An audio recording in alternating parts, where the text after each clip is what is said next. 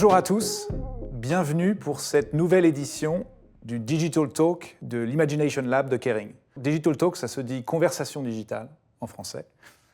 Pour rappel, la mission du Lab, c'est de partager avec l'ensemble des collaborateurs de Kering des informations sur les tendances potentiellement disruptives dans notre industrie pour permettre à chacun d'innover dans le cadre de son job et d'aider Kering et ses maisons à préparer le futur du luxe.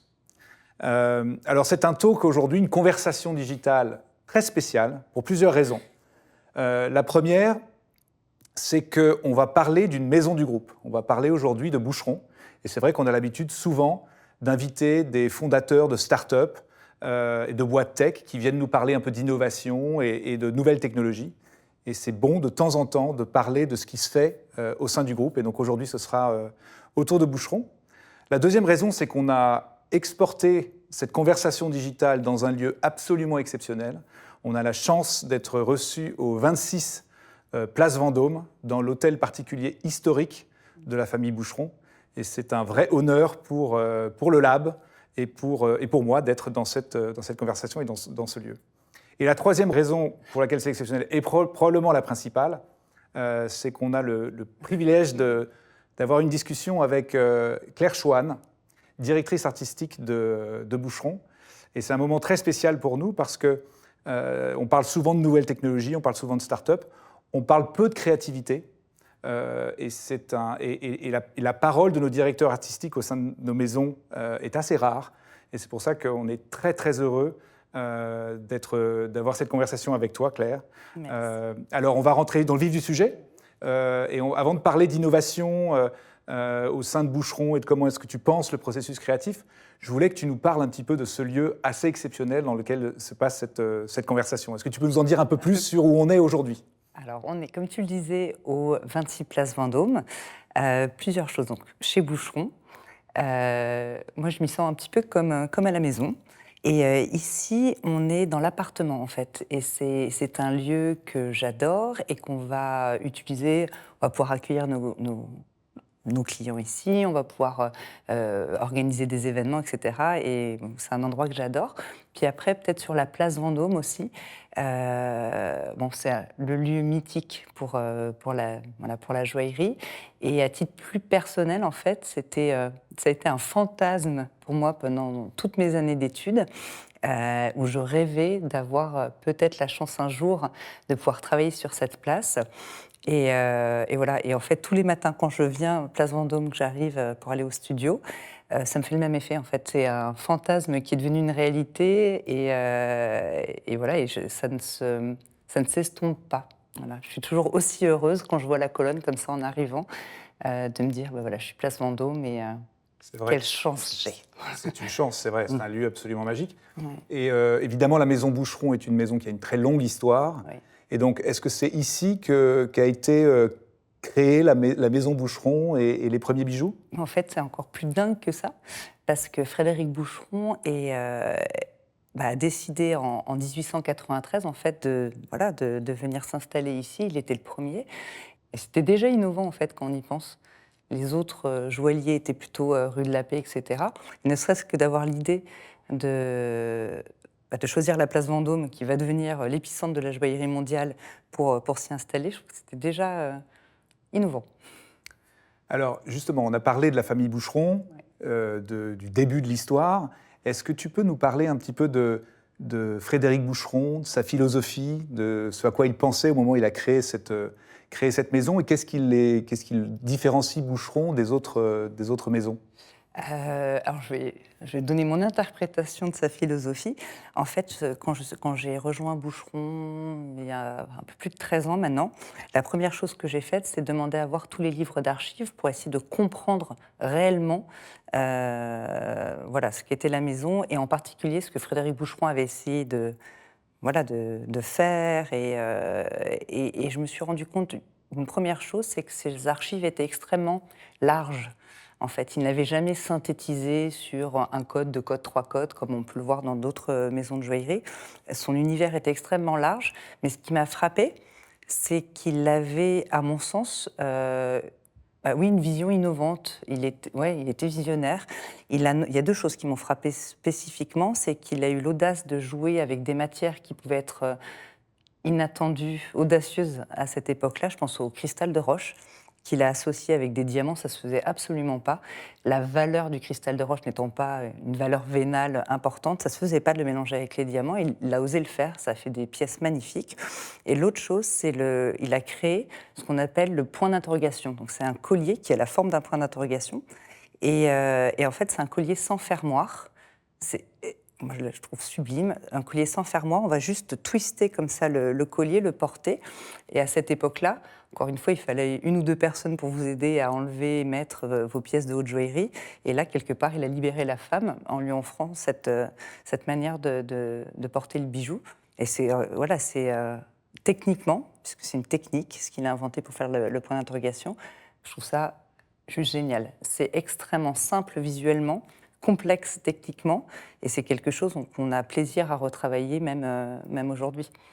Et ces spécificités dont tu parles, tu t'es retrouvé, toi, là-dedans, par rapport à ton expérience dans la haute joaillerie, par rapport à tes études? Est-ce que c'est des choses dans lesquelles tu t'es retrouvé? Le point d'interrogation, il m'a tué.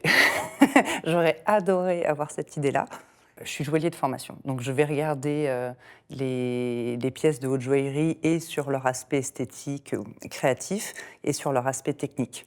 Et le point d'interrogation, voilà, pour moi, c'est génial comme idée. Et c'est pas que je me suis retrouvée, bien sûr. J'ai été impressionnée par nos archives, et notamment le travail de Frédéric Boucheron, mais surtout je me suis dit chouette, j'ai l'espace pour un créatif, j'ai l'espace de pouvoir aller assez loin créativement, en respectant en fait pour perpétrer ce que j'imagine être sa volonté d'être innovant, de voir les choses différemment, etc., que ce soit par la technique ou les matières. Je me suis dit, il y a l'espace pour rejouer ça aujourd'hui, perpétrer cette tradition. Donc pour un créatif, c'est génial. Le champ des possibles devient immense. Alors c'est justement ça qui nous a intéressés au Lab. C'est pour ça qu'on a eu cette idée de venir te parler. C'est parce que nous, on est autour de l'innovation. Oui, et c'est vrai, comme tu le décrivais, que très tôt, la maison Boucheron a eu cette approche très innovante, à la fois dans l'utilisation de nouveaux matériaux, mais aussi dans ce processus créatif, oui, dont je comprends qu'il est assez unique dans le monde de la joaillerie. Alors, je voulais dire quelques mots sur ton parcours, parce que ça explique aussi, je voudrais qu'on parle ensuite de ce processus créatif.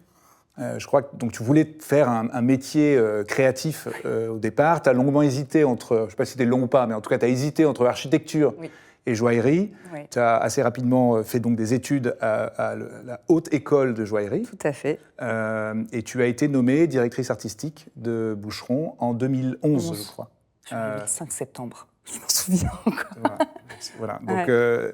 Et depuis, moi, ce qui m'a frappé, j'ai eu la chance d'assister à certaines présentations de collections, c'était de voir justement à quel point la créativité était au centre justement de ces nouvelles, de ces collections que tu créais, et tu arrivais justement à marier la tradition de la maison et de la haute joaillerie avec une créativité très forte, peut-être plus que le font n'importe quelle maison. Donc, est-ce que tu peux nous amener un petit peu au travers de ce processus créatif, et comment est-ce que tu introduis ça dans ce monde finalement assez traditionnel de la haute joaillerie?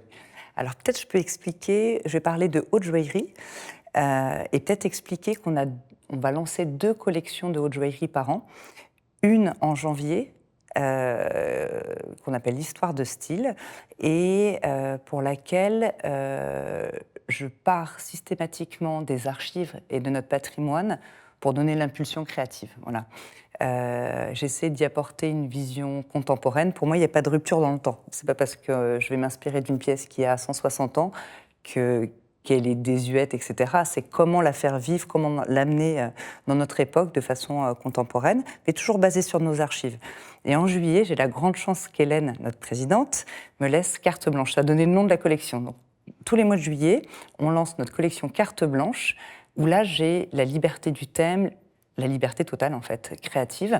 Ça, je crois que c'est assez unique dans le monde de la haute joaillerie, et d'avoir cette carte blanche, justement, à un directeur ou une directrice artistique, c'est quelque chose d'assez unique à la maison Boucheron. Je ne l'ai jamais vu autre part, et c'est une immense chance. parce que ça veut dire que tout est permis. Ça peut être un peu une peur au démarrage, quand on se retrouve à réfléchir à une collection et qu'on a le droit de tout faire. Ça peut être aussi impressionnant. Bon, ça passe vite. Et en général, après, c'est l'excitation de pouvoir raconter quelque chose, faire passer un message. Même avant les dessins, même avant le travail de création, il va y avoir une longue période de réflexion sur quel message j'ai envie de faire passer, qu'est-ce qui est précieux pour moi, quelle quête j'ai envie d'atteindre. Enfin, il y a souvent un propos sociétal derrière chaque collection. Et une fois qu'il y a eu une grande réflexion comme ça, mais ça peut durer une année, avec mes équipes, on va brainstormer, on va essayer de creuser le sujet.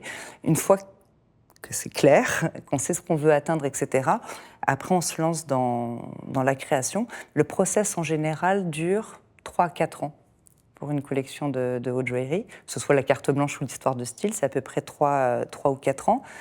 Et de ce fait, je vais devoir travailler par anticipation. Ça, c'est peut-être différent par rapport au milieu de la mode, j'imagine. On ne fait pas une collection puis la suivante, on doit paralléliser 4 collections carte blanche, 4 collections histoire de style et travailler de front à des stades différents. Alors, parfois, premier stade, genèse de l'idée, etc. Puis brainstorming créatif sur quel bijou va sortir de cette réflexion.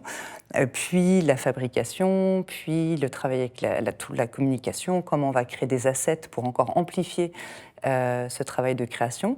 Donc, en gros, ça me fait 4 collections de haute joaillerie carte blanche en parallèle, plus 4 collections de haute joaillerie histoire de style en parallèle. J'oublie la joaillerie, enfin je ne l'oublie pas du tout, mais ça fonctionne aussi sur ce même principe. Donc c'est beaucoup de sujets à travailler en parallèle et en même temps c'est aussi un temps long pour avoir le temps de les nourrir, de les amener au mieux. Alors, tu parlais des différentes étapes de ce processus créatif. Il y en a une qui, j'imagine, est assez critique. C'est cette année plus que tu passes à réfléchir au thème, à l'idée qui va être derrière cette collection, que ce soit carte blanche ou les autres collections. Comment tu t'y prends pour te nourrir et arriver à générer ces différentes idées et ensuite choisir l'idée que tu vas prendre pour cette collection? En général, à ce moment-là, c'est très, très basique. J'ai une note sur mon iPhone où je note plein de choses en permanence. C'est absolument pas construit, etc. Puis à un moment, je me dis, OK, il faut réfléchir à une prochaine collection et je vois dans ma note ce que je peux extraire, ce qui pourrait être intéressant, etc. Une fois que j'ai un démarrage d'idées comme ça, il y a à peu près un an de réflexion. Ça peut être rencontrer des gens, ça peut être voyager, ça peut être brainstormer, lire, enfin voilà, tous les moyens sont bons, jusqu'au moment où j'ai le sentiment de maîtriser mon sujet et qu'on va pouvoir commencer à créer. D'accord. Voilà. Alors, on est à l'Imagination Lab. Oui. Nous, on parle beaucoup et on essaye de partager un maximum d'informations avec l'ensemble des collaborateurs de Kering autour de l'innovation. Oui.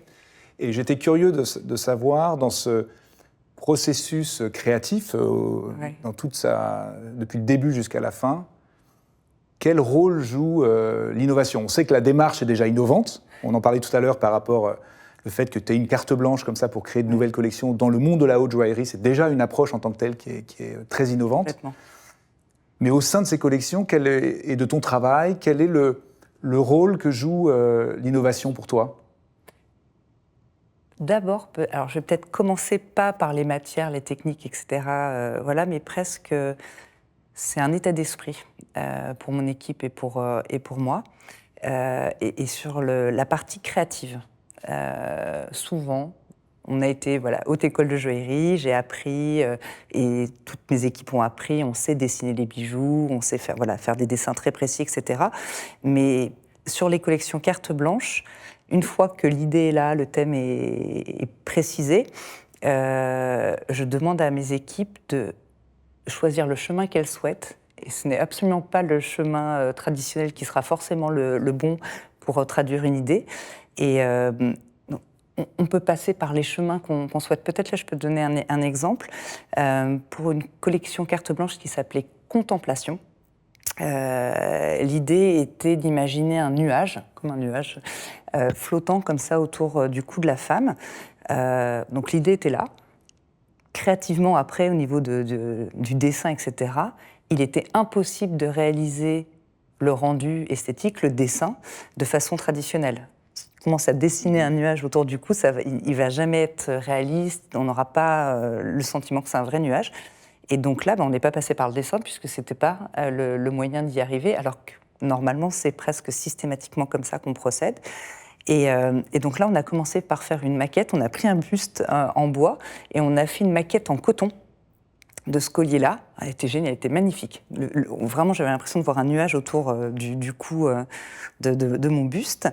Et après, comment dire, on y a été pas à pas. Voilà, on avait déjà l'esthétique de ce qu'on voulait atteindre. Évidemment, le coton n'est pas de la joaillerie. On ne peut pas transformer le coton en or et en diamant. Mais c'est pas grave, on avait une première étape. La deuxième étape, ça a été de demander de l'aide. Quand on ne sait pas faire, moi je dis qu'il y a toujours quelqu'un qui va savoir peut-être mieux que nous, quand c'est hors de notre industrie. Et donc là, on avait vu un mathématicien à qui on a donné notre vision, notre vision de ce qu'était un nuage. Donc pour moi, c'était des petites bulles d'eau qui flottaient les unes à côté des autres et qui formaient une forme, voilà, enfin, bref, une définition. Et on lui a demandé de créer pour nous un algorithme pour générer ces nuages de points sans avoir encore à passer par la main du joaillier qui allait, encore une fois, pas être capable de faire un nuage comme nous, on n'était pas capable de dessiner un nuage, le joaillier n'aurait pas été capable de le fabriquer. Et donc ce monsieur nous a fait cet algorithme. On s'est amusé pendant des semaines à jouer sur la taille des points, voilà, la quantité, la densité, etc., etc. Et quand on a eu le sentiment d'avoir notre nuage de gouttes d'eau à l'écran satisfaisant, bon, ben voilà, on avait encore passé une étape. Et là, ça y est, on s'est mis à dessiner. On a dessiné nos petits points illustrés par l'algorithme, soit en diamant, soit en petites billes de cristal. Et donc, voilà, on avait notre dessin de nuage, il fallait rejoindre ces points. J'ai demandé à l'équipe de dessinateurs de ne rien mettre. Dessinez-moi des points qui flottent, des diamants qui flottent, des petites billes qui flottent, et on verra dans une autre étape comment on pourra atteindre ça. Et donc j'ai briefé les joailliers avec un dessin absolument irréaliste, mais en leur disant que c'est vraiment ça qu'on essayait d'atteindre. Et voilà, je fais un raccourci, mais au final, les joailliers ont réussi à trouver des petits fils de ruthénium, de titane, plus fins qu'un cheveu, qui pouvaient tenir chacune des billes d'eau ou de diamants comme ça entre elles. Et on a construit le collier comme ça. Et au final, le collier ressemble au nuage en coton. On peut le prendre, on peut l'écraser, il va reprendre sa forme, etc. Donc on a fait un collier nuage. Donc, tout ça pour dire qu'on peut être innovant déjà dans la manière de prendre le sujet et de ne pas se cantonner aux techniques traditionnelles du dessin, même si je les adore, hein, ça fait des résultats magnifiques. Mais quand ce n'est pas la solution pour arriver à atteindre le rêve, l'objectif, ce qu'on a envie de raconter, ne pas hésiter à prendre des chemins à détourner. Donc il y a vraiment ça. Peut-être un autre exemple. On a voulu, d'un chemin comme ça différent, en 2018, pour les 160 ans de Boucheron. Donc c'était important. Voilà. Qu'est-ce qu'on pouvait faire pour les 160 ans de Boucheron pour cet anniversaire ? Et je suis partie en regardant justement le travail de Frédéric Boucheron, et voilà, son travail, il y a une grande partie de son travail qui tourne autour de la nature. On voit que c'est un amoureux de la nature, il apprécie, il aime, voilà. Et donc je me suis dit, on va faire comme lui, mais avec les moyens d'aujourd'hui. Il avait les moyens, certains moyens de joaillerie, de technique, de matière. On en a d'autres aujourd'hui. On va essayer de comprendre ce qu'il a essayé de faire à l'époque sur son travail sur la nature, et on va le pousser au niveau qu'on serait capable d'atteindre aujourd'hui avec les techniques, l'innovation qu'on a à notre portée. Et donc en analysant son travail, je me suis rendu compte qu'il cherchait l'hyperréalisme. On voyait des points d'interrogation, j'en parlais tout à l'heure, avec des feuilles, etc., les volumes. On a l'impression qu'il avait cueilli une branche de lierre dans la forêt, il en avait fait un collier. En revanche, il les avait traités en diamant. Donc la matière utilisée hors diamant était classique, traditionnelle, et le volume était hyper réaliste. Et donc je me suis dit, on va pouvoir aller plus loin. Il cherchait l'hyperréalisme, il a été freiné à un endroit, on va essayer d'aller plus loin. Et on a créé ce qu'on appelait une série de bacs qui s'appelait les fleurs éternelles, où l'idée était d'être dans l'hyperréalisme, mais jusque boutiste dans l'hyperréalisme. Encore une fois, j'ai demandé à toute l'équipe de dessinateurs de poser le crayon. Plus personne n'avait le droit de dessiner. On a acheté des bracelets de fleurs. On a choisi nos fleurs préférées, on les a enroulées autour des doigts. Enfin voilà, on a créé des bijoux comme ça. Et après, première étape. Ça n'allait pas durer longtemps si on utilisait les vraies fleurs comme ça. Il a fallu trouver un moyen de donner l'éternité à ces fleurs. Elles étaient magnifiques, mais à la fin de la journée, elles étaient fanées. Et donc voilà, on s'est dit, on va travailler pour trouver le moyen d'immortaliser, de figer la beauté de ces fleurs pour toujours. On est joaillier, on sait travailler dans le temps long. Les fleurs sont magnifiques. On va essayer de joindre les deux idées. Et donc là, on a pris ces fleurs, on les a scannées. Ça peut paraître simple. Chaque étape du process a été un enfer. On a scanné les fleurs, mais pour scanner des fleurs qui sont complètement remplies d'eau, c'est que de l'eau, quasiment des fleurs. En fait, tous les scans, les rayons passaient à travers, on n'avait rien sur l'écran, jusqu'à ce qu'on trouve quelqu'un et son scan tomographique, ouais, voilà, utilisé dans une université où on ne scannait pas du tout des fleurs à l'origine. Et on est arrivé là-bas, on a réussi à scanner nos fleurs. Donc on avait une première étape, un volume encore plus réaliste que celui de Frédéric Boucheron, puisque c'était des scans, donc les volumes étaient parfaits.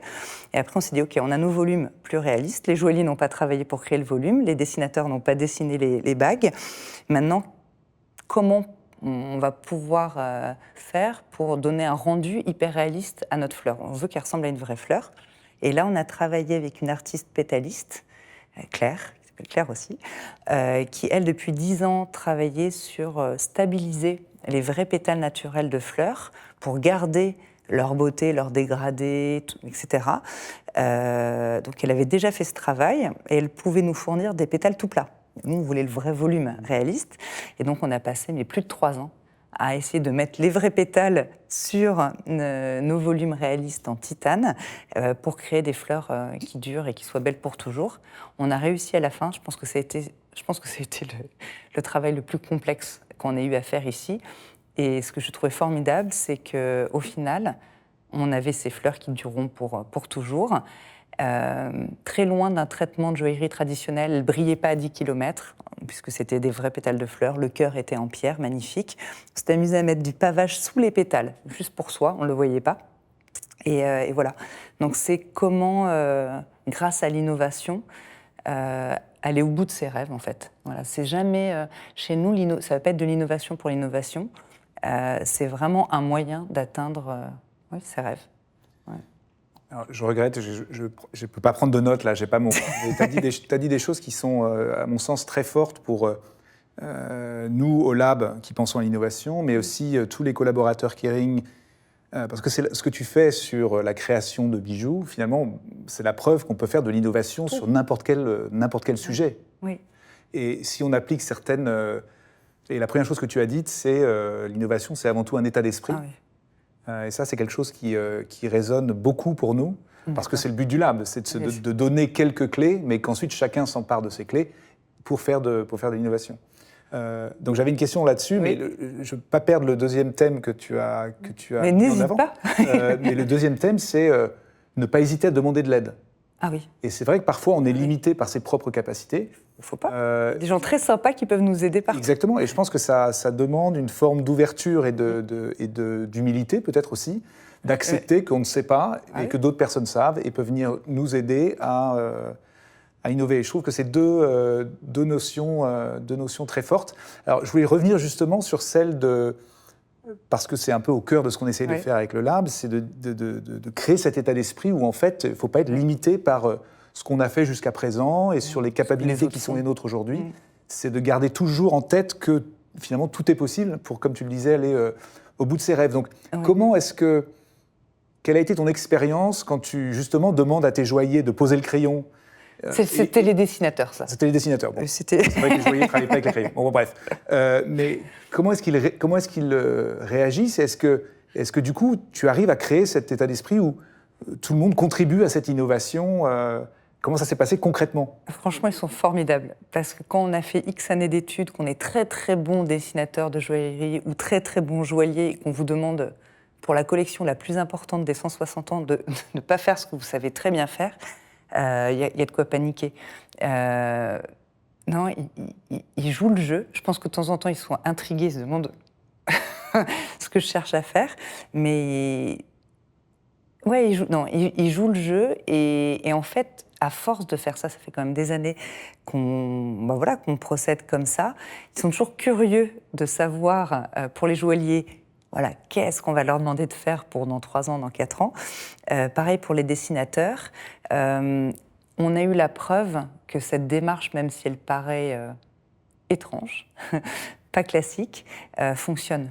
Je touche du bois, il n'y en a pas, mais on a toujours réussi, je ne sais pas par quel miracle, à délivrer les pièces à temps pour les collections, alors que franchement, au démarrage, on ne savait pas quel chemin on allait utiliser pour y arriver. Je crois qu'il y a une grosse volonté de réussir chez Boucheron. Il y a vraiment, ils ont cet état d'esprit. Voilà, si je leur dis, on ne va pas toucher le crayon, la scie, la lime pour les joailliers, ils vont se poser, ils vont réfléchir et tout le monde joue le jeu. Voilà. Et au final, c'est formidable. Et il y a ce qui est magnifique, moi, j'ai 2 moments que j'adore, c'est quand la collection est en train de naître, quand je vois les choses arriver par des discussions, par les brainstorming, quand je vois la collection se former et quand elle est réellement, physiquement là. Et la tête des joailliers, quand les pièces sont là, ils sont tellement fiers. Faire un nuage qui flotte de diamants, etc.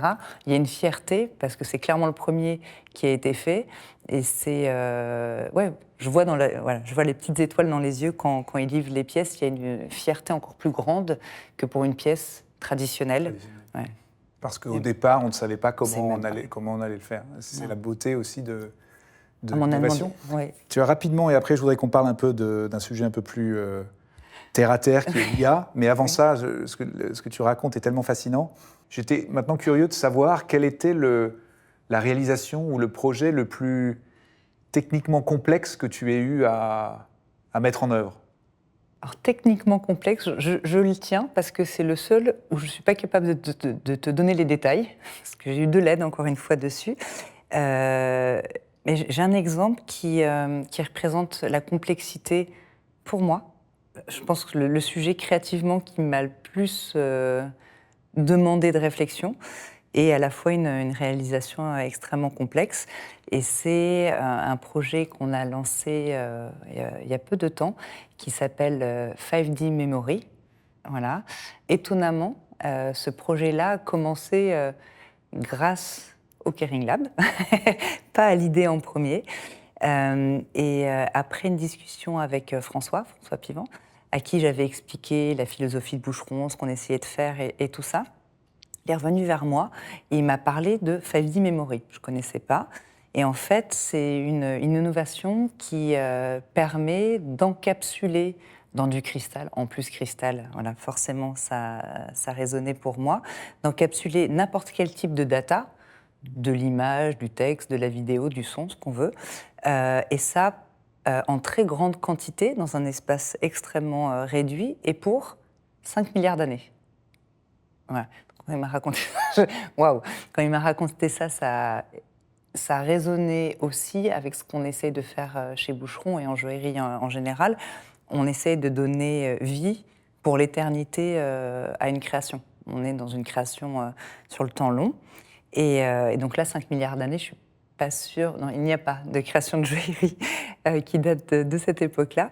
Et voilà, donc il m'a expliqué cette innovation. Et je pense que ça a dû me prendre 2 ans pour arriver, même peut-être plus, pour arriver à savoir quoi faire de cette innovation. Donner l'éternité à quoi? Qu'est-ce qui mériterait d'être là pour toujours? Et je suis partie dans des tonnes de réflexions, mauvaises à mon sens au démarrage, où je me disais, on peut encapsuler dans un bijou tout l'art du monde, toute la science du monde, enfin voilà, on part dans des choses comme ça, universelles, c'est sympa, mais il n'y a pas l'émotion pour moi derrière, c'est un peu mécanique comme réflexion. Et en travaillant sur une collection qu'on a lancée l'été dernier, une carte blanche qui s'appelait Or Bleu, et à travers laquelle je voulais exprimer l'importance de l'eau et je voulais absolument lui donner l'éternité. Et donc, dans ce travail de réflexion sur l'eau, je me suis dit, ben voilà, l'eau, ça serait parfait pour notre 5D Memory. C'est ce qui a permis la vie de nous tous, enfin voilà, de l'humanité, de tout sur Terre. C'est ce grâce à quoi on vit aujourd'hui tous. Et donc j'avais ce côté-là universel. Et en même temps, il y avait quelque chose aussi de personnel dans la notion de l'eau. J'ai été élevée au bord de l'océan. Donc voilà, donc j'ai eu la chance de pouvoir aller écouter l'eau toute mon enfance. Et elle avait la vertu, j'en souviens encore, de m'apaiser en fait. Je pouvais justement m'évader, être calme, être bien grâce à l'eau. Et donc de là est née l'idée d'encapsuler grâce au 5D Memory, ce souvenir de l'eau pour l'éternité. Et donc c'est le son, comme ça, de l'eau, voilà, si on retrouve, c'est une bague 4, complètement transparente, puisqu'elle est en eau aussi, complètement transparente, avec juste une ligne de diamant. Et dans un des clous de la bague 4, on a la mémoire de l'eau pour toujours. Voilà. Donc merci, merci pour cette inno. Voilà, Très bien. j'ai adoré. Est-ce que tu peux nous raconter, pas quelques, au moins une histoire d'un nouveau matériau que tu as utilisé dans une de tes collections, qui a représenté peut-être un challenge d'innovation, un challenge technique particulier? Tu nous parlais des pétales de fleurs tout à l'heure. Ah, peut-être. Je vais essayer de faire un, mais peut-être deux. Encore mieux. Le premier qui me vient en tête, c'est également pour une collection qui s'appelait Contemplation, Carte blanche Contemplation. Donc c'est la même collection que celle où on a créé le nuage qui flottait autour du cou. Et là, une idée simple, mais qui était assez complexe à réaliser, c'est je voulais imaginer, je voulais offrir la plus belle pierre du monde à la femme qui porterait le collier. Et je me suis dit que la plus belle pierre du monde, ça ne serait pas un énorme saphir ou un énorme diamant, ça serait un morceau du ciel. Plus compliqué à aller chercher qu'un gros saphir ou qu'un gros diamant. Et donc voilà, comment donner l'illusion qu'on a décroché un morceau de ciel et qu'on allait pouvoir l'offrir en pierre de centre sur un collier. Et là, mais qu'est-ce qui peut représenter le ciel? On a passé un très grand moment dans les recherches, et c'est Sarah dans mon équipe qui m'a montré une matière qui s'appelle l'aérogel. C'est une matière qui est utilisée par la NASA. En fait, ils le mettent des petites briquettes d'aérogel comme ça sur des panneaux dans l'espace, et ils attrapent les poussières d'étoiles avec ces petites briquettes d'aérogel. C'est la matière qui a la plus faible densité au monde. Ça pèse rien. Elle est constituée de 99,8% d'air. Pour représenter le ciel, on n'était pas trop mal. Et le reste, c'est de la silice. Voilà. Et en fait, elle a les mêmes propriétés esthétiques que le ciel. Elle va être évanescente, elle va être dans des bleus changeants. Son ombre portée va être comme un coucher de soleil jaune-orangé. Enfin, j'adore cette matière, elle est absolument géniale, et je l'ai trouvée absolument parfaite pour représenter un morceau de ciel. Bon, super, on avait fait notre premier pas, on connaissait la matière avec laquelle on avait envie de travailler. On a commandé de l'aérogel, on a eu de l'aérogel. Clairement, ce n'était pas à notre portée de pouvoir la travailler sans aide. Donc on a demandé de l'aide à Ioannis, qui est un ingénieur et artiste grec, et qui savait travailler l'aérogel. On lui a montré on avait fait des dessins. On lui a montré nos premiers dessins, et il nous a calmés très très vite en nous disant que ça c'était absolument pas réaliste. Et on a réfléchi avec lui, il nous a expliqué la matière, il nous a expliqué son travail, et de ces échanges est né un nouveau dessin plus réaliste. Et on a collaboré avec lui, ça a été pareil, extrêmement compliqué. C'est une collection qu'on a fabriquée pendant le Covid. Surenchère. Ouais. Et bref, ça a été extrêmement complexe, des tonnes et des tonnes d'allers-retours. Et au final, on a réussi à encapsuler notre aérogel dans une goutte de cristal, et notre collier avait la plus belle pierre du monde à mes yeux, un morceau de ciel. Un morceau de ciel. Ouais. Je ne résiste pas, tu m'as dit que tu as un deuxième exemple. Je peux même encore en faire deux après. J'en ai un deuxième, il y a la cophalite. on a travaillé avec de la cophalite. Et c'est tant pour la matière que pour ce qu'elle représente à mes yeux. En fait, je disais tout à l'heure, on re-questionne le précieux à chaque fois au démarrage d'une collection.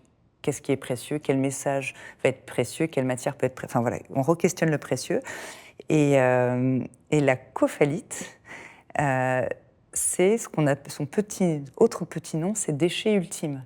En fait, c'est les déchets de hauts fourneaux qui sont complètement en fin de vie, on ne peut plus les recycler, fini. Donc, ce que font donc c'est l'industrie qui produit ça. Donc moi, les larmes coulent le long de ma joue quand j'entends ça. Et donc, qu'est-ce qu'on fait de la cophalite? Deux choses. La plus grande partie de la cophalite est enfouie sous terre. On creuse notre terre et on met de la cophalite dedans, où on en fait des remblais d'autoroute. Voilà. Mais l'humain produit cette cophalite. Et moi, je me suis dit, il y a certainement, on doit certainement pouvoir donner une deuxième vie et qui durera très longtemps, parce qu'encore une fois, en joaillerie, on travaille sur le temps extrêmement long. Plutôt que d'aller enterrer cette matière sous la terre, est-ce qu'on ne pourrait pas en faire quelque chose? Et en fait, quand on voit cette matière, elle est belle. Intrinsèquement, si on oublie le discours, ce qu'elle est, etc., esthétiquement, elle est magnifique. On dirait une pierre dure, et elle est au moins aussi jolie que des pierres dures qu'on utilise aujourd'hui en joaillerie et de façon traditionnelle. Et donc, on a travaillé, pareil, un long moment pour, alors, évidemment, être certaine qu'elle soit inerte et qu'elle ne présente aucun risque au porté. Donc ça, c'était OK. On a travaillé aussi pour la rendre travaillable en joaillerie, utilisable en joaillerie. Ça a pris longtemps.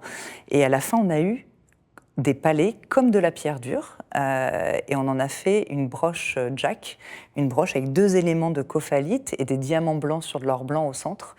Et voilà. Et en fait, j'adore cette broche. J'espère qu'elle durera pour toujours. Elle devrait pouvoir Voilà. On a donné une deuxième vie. On a réussi à recycler une matière qui était absolument plus recyclable.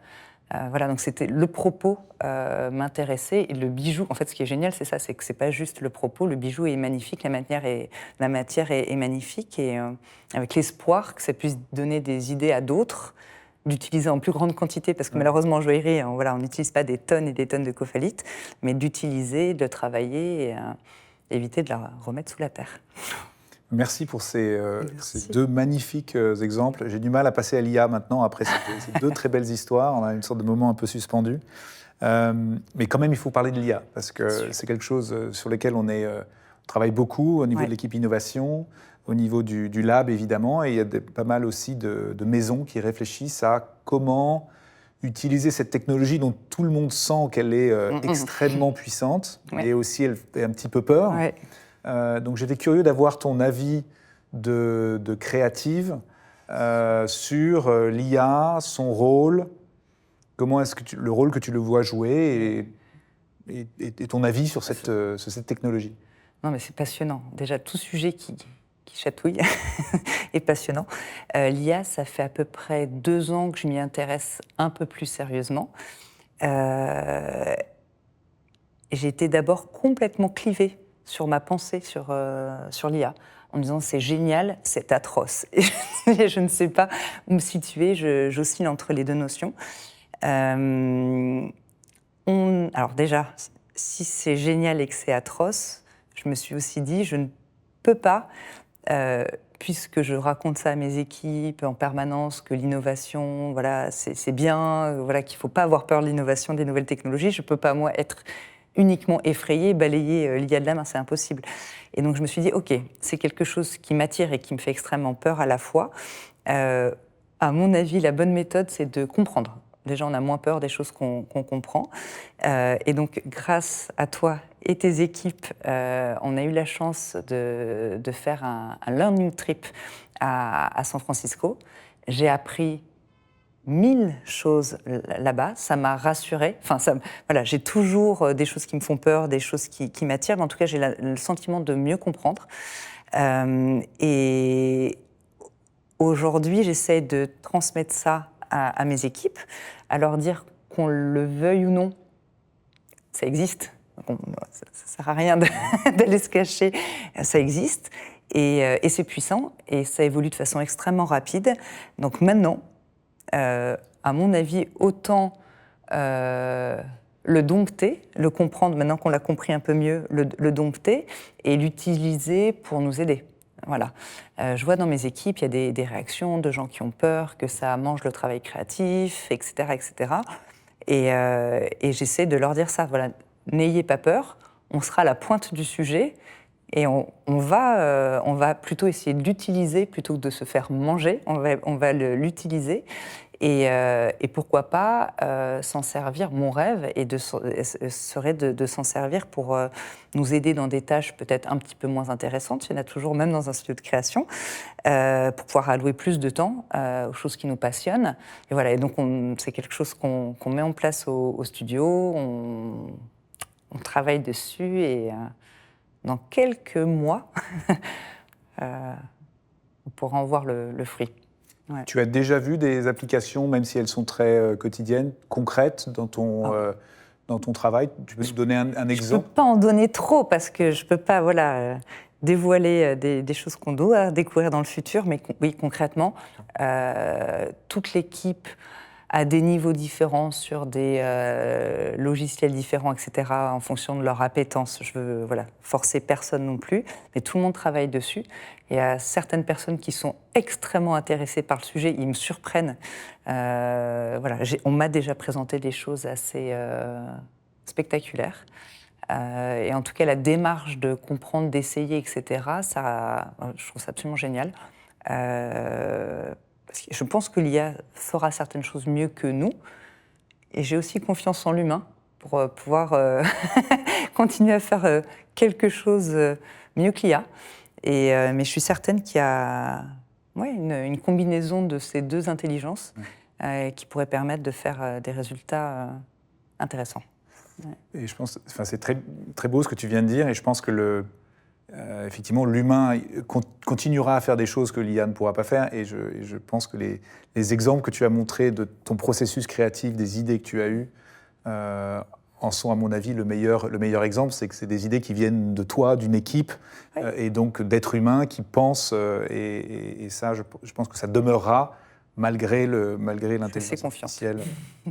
On arrive déjà au bout de cette conversation digitale. Ouais. Donc je voulais terminer avec une dernière question, peut-être pour les équipes créatives chez Kering, mais potentiellement au-delà, pour savoir un petit peu quel conseil tu donnerais à de jeunes créatifs qui cherchent à créer et avoir un impact dans le monde de la joaillerie, mais potentiellement aussi au-delà, basé sur ce que tu as appris dans le cadre de ton expérience. Alors si ce sont de jeunes créatifs, peut-être deux choses. La première, c'est absolument pas vrai, mais je vois le cerveau comme un muscle. Et pour la créativité, clairement, plus on cherche des idées, qu'on en trouve des bonnes ou moins bonnes, c'est pas trop le sujet, mais il faut absolument s'entraîner à chercher l'idée en quantité quand on est jeune, parce qu'elle vient de plus en plus facilement et de plus en plus rapidement. Et donc, on s'évite la peur de la page blanche ou je ne sais pas quoi. Donc ça, c'est le premier conseil. Le deuxième conseil, qu'on est un petit peu plus aguerri et qu'on a des idées plus facilement, c'est croire en ces idées. On peut avoir une idée qui fait sens, on sent, on le sait, on veut y croire, elle est bonne, etc. Il y aura toujours plein de choses pour vous dire, pour vous contredire. Sur ces idées-là, il faut vraiment y croire et protéger ces idées. Voilà. Y croire et les protéger, qu'elles restent fortes.